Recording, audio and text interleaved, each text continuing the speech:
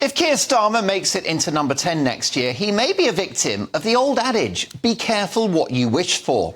If you think the Tories are divided compared to Labour in government, they'll look like the Von Trapp family in The Sound of Music. I can see Michael Gove in a dress made of curtains.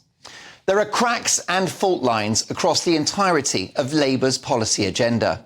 Most recently, with Starmer's admirable stand on Israel, defending its right to self-defence and condemning Hamas. But soon after, we've seen Labour MPs dilute his message with protests from the Green benches about Israeli war crimes. Here's Labour MP Zara Sultana neatly illustrating my point yesterday in the chamber. Palestinians must die before the Prime Minister condemns Israel for violating international law and calls for an immediate ceasefire.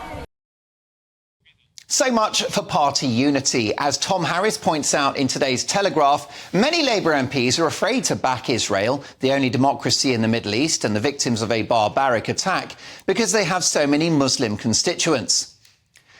Now, these Labour MPs talk of ceasefire, except that's effectively asking Israel to be a sitting duck to more terror. A ceasefire is snake oil language. It's doublespeak for Israel, suck it up. If you thought October the 7th was bad, you don't think Hamas are planning worse? They have only one objective, genocide.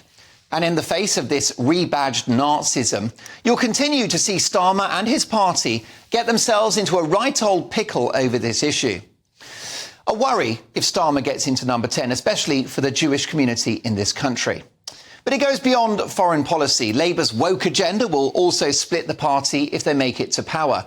Having seen what happened to Nicola Sturgeon in Scotland, Starmer wants to limit people's ability to self-ID their gender. That means deciding from one day to the next that you're now a woman rather than a bloke. A sensible move from Starmer, but causing unrest among progressive backbenchers who think there are 100 genders.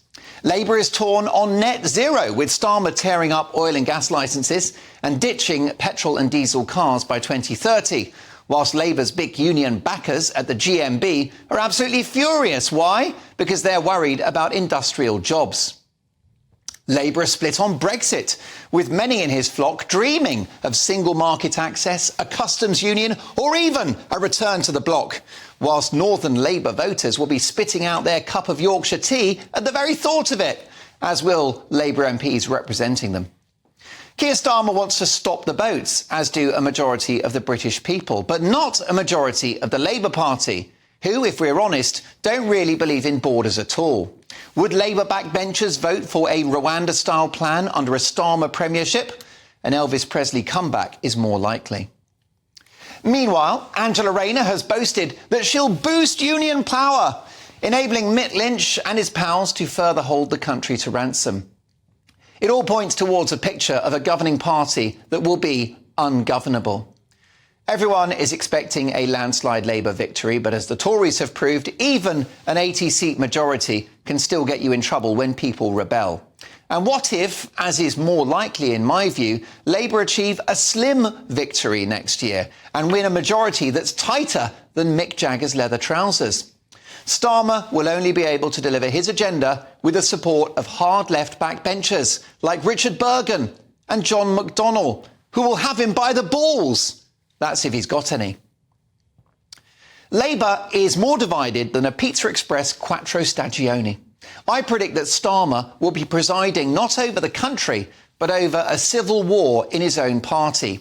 I anticipate 5 years of infighting, power struggles and utter chaos in which Starmer could fall, only to be replaced by the more popular Angela Rayner.